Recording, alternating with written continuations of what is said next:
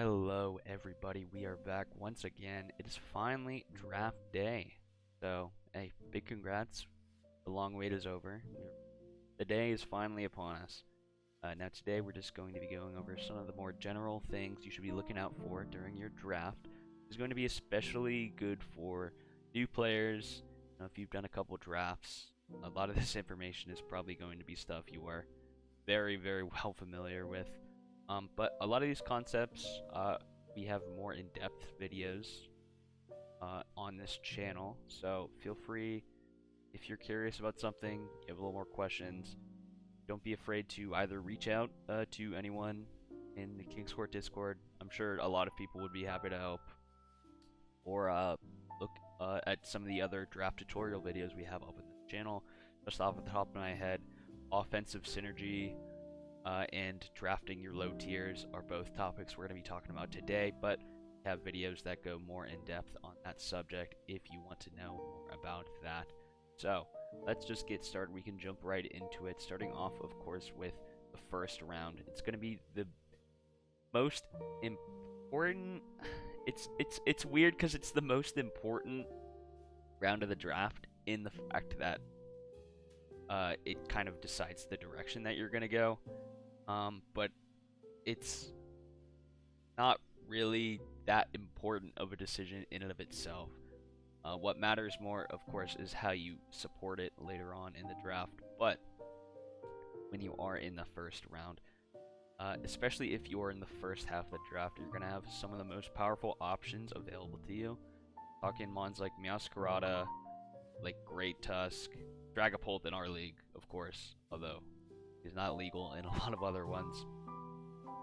But for the most part, especially in the first round, and especially if you have some of these more powerful options, you're gonna want to just go through and take like some of the highest options, like power-wise available to you. You don't have to think too hard, especially when you're just picking this first mon. If you are finding yourself in the lower half of the draft, might not get the tippiest top of the power level, but you will get something pretty comparable. You do want to make sure at the very least you have something that can compete with these powerful picks in the first round. One advantage you do have over those guys who are getting the most powerful options are going to be the cream of the crop for utility. Now, this is not something that's going to be flashy a lot of the times. Something like Lando T being really good isn't quite as appealing to a lot of players as like Iron Valiant, the way the Iron Valiant is really good, right? But as I said before, having a solid supporting cast is arguably much more important than whatever you decide in the first round. So being able to get mons like Iron Treads and mons like Lando T, things that people aren't usually willing to spend their first round on. If you do find yourself either early in the second round is where most people would pick these, or super late in the first round. I'm talking like the last one or second to last pick. You can look at some of these utility focused guys that most people will not have looked at yet, because having powerful utility options will make your teams way more consistent, and it can be a major pain point for a lot of new players. Not have utility mons that are very good, right? Even though it's not quite as flashy as Meowscarada outspeeding everything and having crazy knockoffs in utility, right? But mons like this can still be very good. So if you are in the second half of the pick order, be sure to take a look at some super important guys. As far as what utility you should be looking for, I'm going to be getting a little bit into some of the roles that you should be looking out for a little later in this. Now, moving on. We already talked about how supporting your high tier is very important, and now we're going to talk a little bit about how you can do that. One of the most important things you can do when you're looking at the highest tier mons on your team is knowing what they are capable of, more specifically what they need help to do. All right, so let's take a look at Iron Valiant. What is it good at? Well, it has fantastic offensive pressure, with its amazing stab coverage, as well as a lot of coverage that's not going to be as strong as the stabs, but it can have the right move for almost any scenario. And with booster speed, it's fantastic at outspeeding weakened teams and sweeping endgame. Obviously, it can do a lot of things. I'm just kind of picking at what it's most known for, what it's generally going to be seen at. So, we know it's super great at outspeeding teams and cleaning up weakened and chipped endgames. Alright? So, what should we look to pair with Iron Valiant? Well, you should probably be looking to get things that are super good at getting up hazards and keeping them up. A strong spin blocker is fantastic with Iron Valiant. A ground type, like we just talked about, things like Iron Treads and things like Lando Therian are great at getting up stealth rocks very early on and getting that offensive pressure and getting that chip that Iron Valiant needs to clean up endgame. Now, let's look at Great Tusk. He is a mon that fills a lot of those boxes. He has rocks, he has rapid spins, he's a fantastic physical wall, but some things it struggles with. It doesn't have the fastest speed tier in the world, and it's also very bad into a lot of special threats.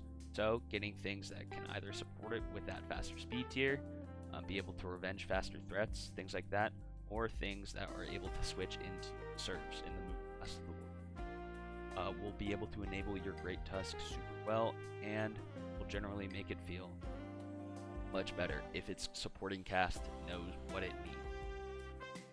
Now, moving on to offensive synergy. Again, this is another thing we have a more in-depth video on, but best described, it's the ability to take out things that other Pokemon on your team would struggle to break. Iron Valiant, for example, can struggle with poison types, so again, if you pair it with a strong ground type, it's going to be able to switch into those poison types and get damage on them and threaten them out. You know, again, if hazards are up, that can be the damage that Iron Valiant needs to threaten them later on in the game. So a ground type has strong offensive synergy with Iron Valiant. It can threaten the ground types.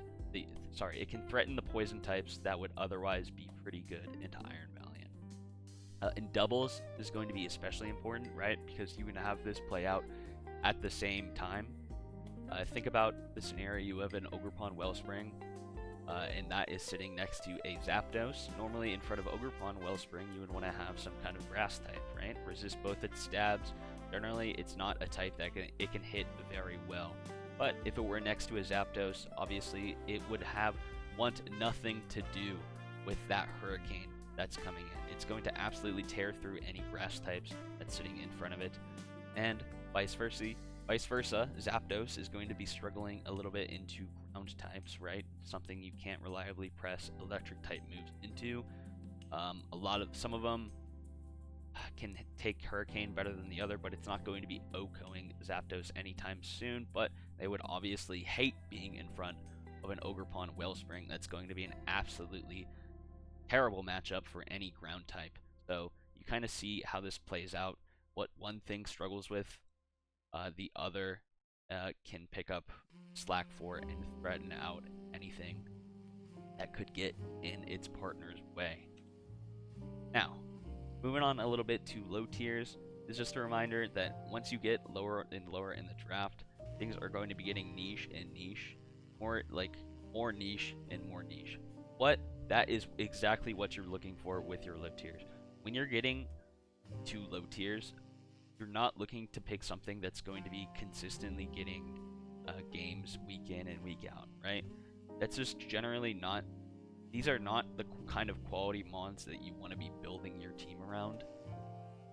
And generally, if you do need to bring the same low tier every week, it's usually a sign that there's something wrong with your team, right? But yeah, you should be drafting these guys with a specific role in mind, right?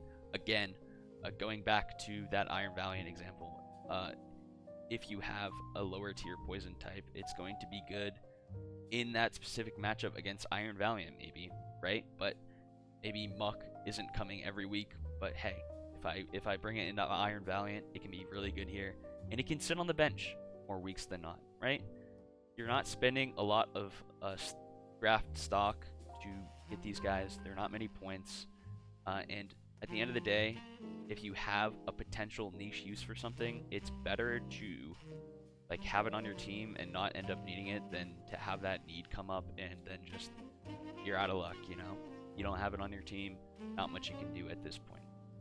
So not everything has to be the star every week. Once you get past the first couple picks in your draft, now you're really starting to get into things that, again, do not have to be super consistent and do not have to come week in and week out in order for your team to be good.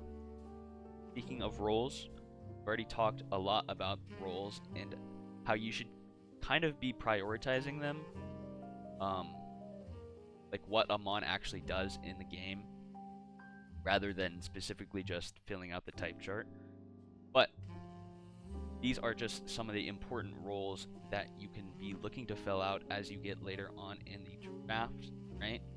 Again, if you're familiar with draft, you've done some drafts before, this is probably going to be a major oversimplification, but having a list like this can be a good reminder of